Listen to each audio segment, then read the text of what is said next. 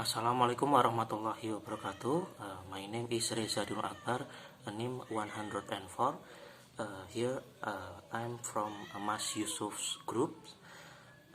Will be explain the material from why student misbehave dari poin unhealthy attitude about school until the categories of student behaviors.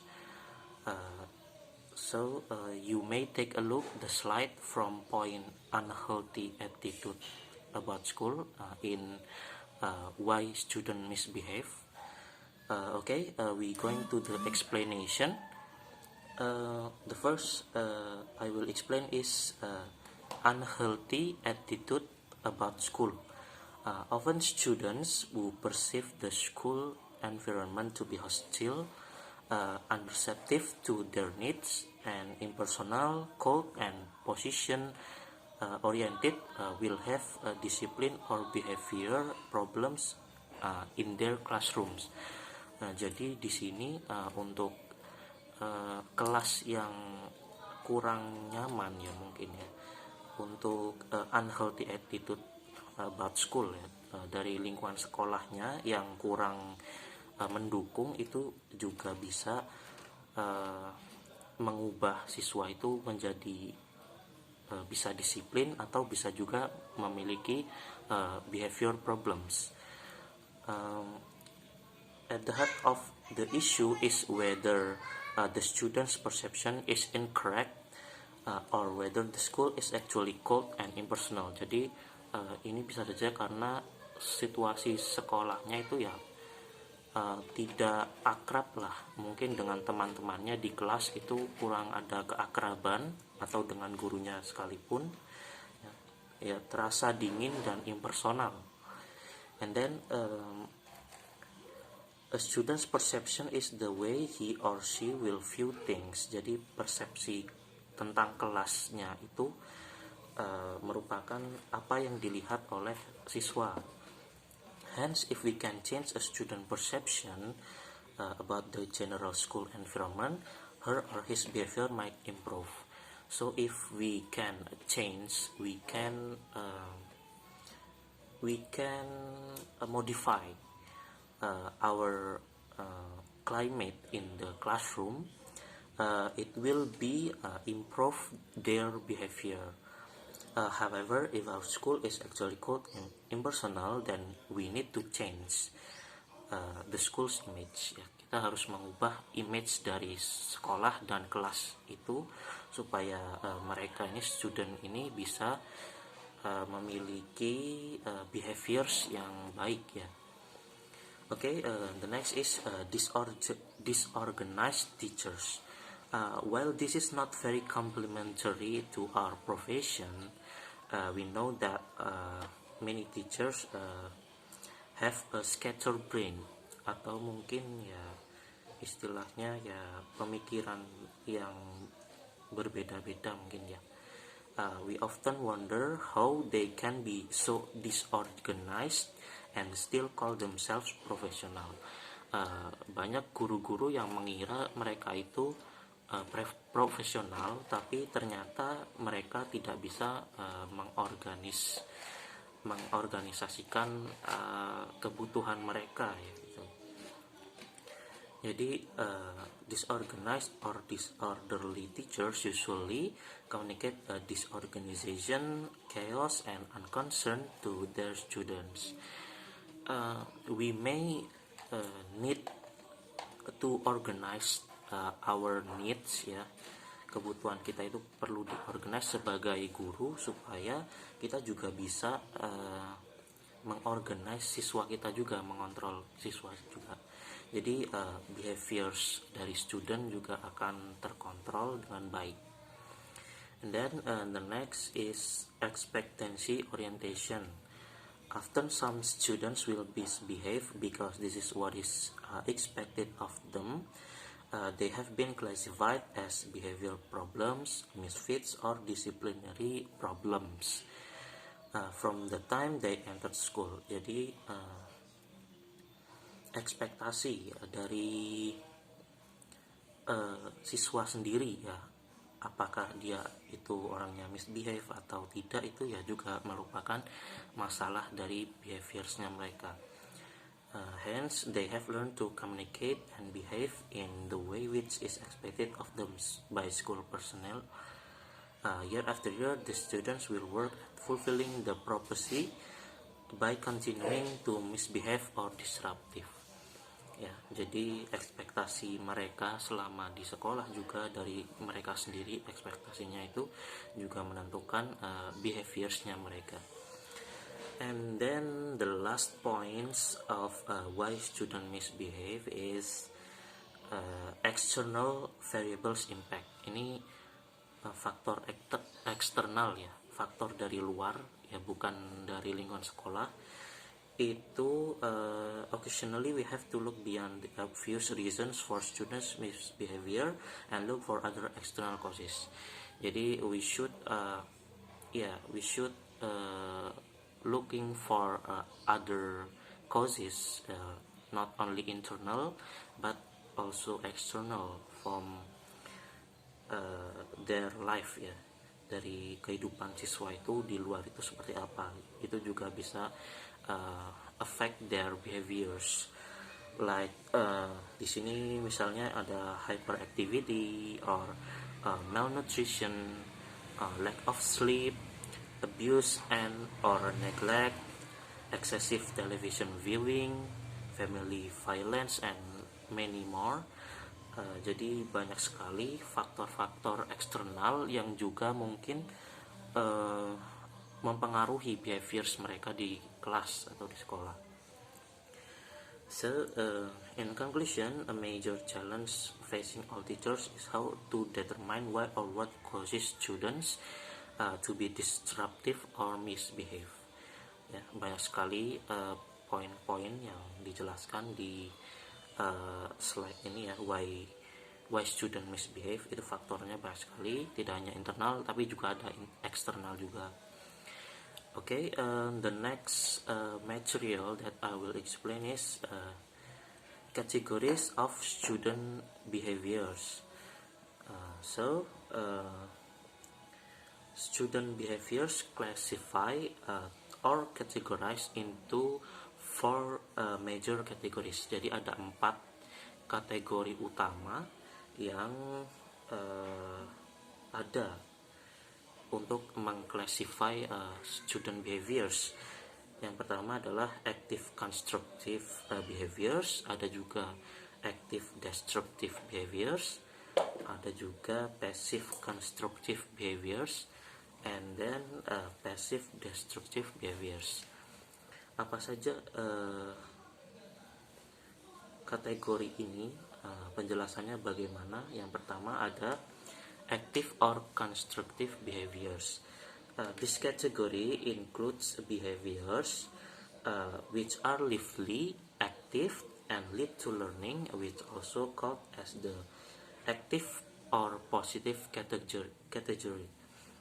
Jadi ini adalah kategori yang mereka itu, siswa itu aktif dan berperilaku positif ya. Ada banyak sekali perilaku yang bisa kita consider ya, kita determine, kita lihat ya mungkin ya. Ada banyak sekali yang bisa kita lihat dari student itu, misalnya berbicara tentang material di kelas ya, berdiskusi bareng teman atau menanyakan pertanyaan pada guru.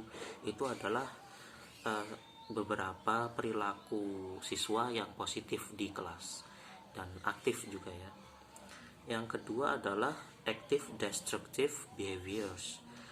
This category encompasses behaviors that are lively, active, and hinder learning, which also called as the active negative category. In other words, active and negative student behaviors will lead to active and destructive consequences. Jadi siswa yang aktif namun itu destruktif ya, itu ya tadi berasal dari perilaku yang negatif tapi aktif juga. itu akan menghasilkan konsekuensi yang juga ya destruktif ya. Beberapa contoh perilakunya adalah misalnya memanggil siswa dengan panggilan yang tidak semestinya. Ada juga mungkin seperti berkelahi di kelas dengan temannya, atau mungkin mencontek di kelas, atau mungkin juga bisa berperilaku tidak sopan pada guru. Itu juga merupakan perilaku yang termasuk kategori active or destructive behaviors.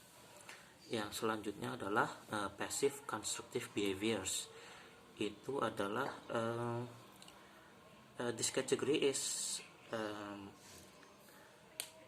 which are inactive but lead to learning.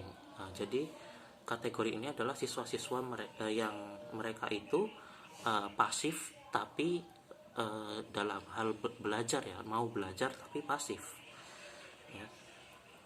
The passive and positive student behaviors will lead to passive and constructive consequences. Jadi pasif tapi mau belajar ya, ada hasil positifnya. Misalnya beberapa perilaku itu yang menggambarkan passive constructive behaviors adalah misalnya reading quietly or silently, or studying notes, or listening to lecture, and many more. Jadi mereka itu pasif sekali di dalam kelas, dalam pembelajaran. Jadi tapi mereka tetap dalam hal belajar ya konteksnya. Jadi positif namun ya tadi pasif. Lalu yang terakhir adalah passive destructive behaviors. This category is which are inactive and hinder learning, which is also called as passive negative category. Jadi mereka-mereka ini yang sudah pasif namun juga destruktif ya. Dari pasif dan negatif, perilaku negatif yang pasif dari siswa ini nantinya akan menghasilkan konsekuensi yang destruktif juga. Contohnya adalah misalnya tidur di dalam kelas, atau mendengarkan musik di kelas, tidak memperhatikan gurunya, atau juga being late of the class ya, atau juga not being prepared the book or the material ya, dan sebagainya. Jadi pasif namun negatif ya perilakunya. Lalu selanjutnya ada juga ini reminder ya. Selanjutnya itu pengingat bagi guru bahwa sebetulnya in the classroom environment, we know that talking in the class are often many non-verbal behaviors are often the number of punished student behavior.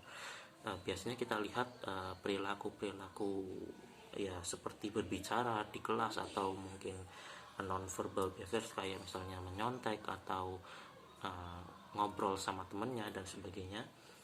Itu biasanya merupakan perilaku yang mendapatkan hukuman ya, sering mendapatkan hukuman. We think it happens because we cannot determine the difference between active constructive and active destructive. Ya, kita biasanya para guru itu kalau melihat siswa di kelas berperilaku seperti itu ya, misalnya berbicara di kelas dengan temannya sendiri, ngobrol dan sebagainya, itu kadang itu kita tidak bisa mengartikannya sebagai ini itu sebagai aktif konstruktif atau aktif destruktif ya. Jadi kita bingung aja, misalnya kita sebagai guru itu ya melihat orang siswa kita ngobrol langsung dihukum gitu aja, tapi kan kita nggak tahu ini itu konstruktif atau destruktif. And then therefore as teachers we must be very careful about punishing active constructive behaviors. Jadi kalau ada orang yang aktif konstruktif di kelas itu kan karena kita nggak tahu, kita hukum, itu juga jangan terlalu sering. Kenapa? Karena if we punish active constructive behaviors, we may cause a student to exhibit more active destructive behaviors. Nantinya perilaku yang aktif konstruktif behaviors ini akan berubah menjadi active destruktif kalau kita sering hukum, begitu. Jadi ini reminder bagi guru-guru supaya bisa menentukan ini itu perilaku yang aktif konstruktif atau aktif destruktif. And then the next slide. In conclusion, some of the more positive categories of student behavior could be perceived as negative by some teachers. We may consider these following points. Each teacher should have a wide array of student behaviors which fit into each category, and this should be explained to students so they know what are included in appropriate behaviors and what are not. Jadi tadi ya, para guru itu should determine which active positive, active constructive behaviors or active destructive behaviors. And then some teachers can tolerate more active positive behaviors than other teachers.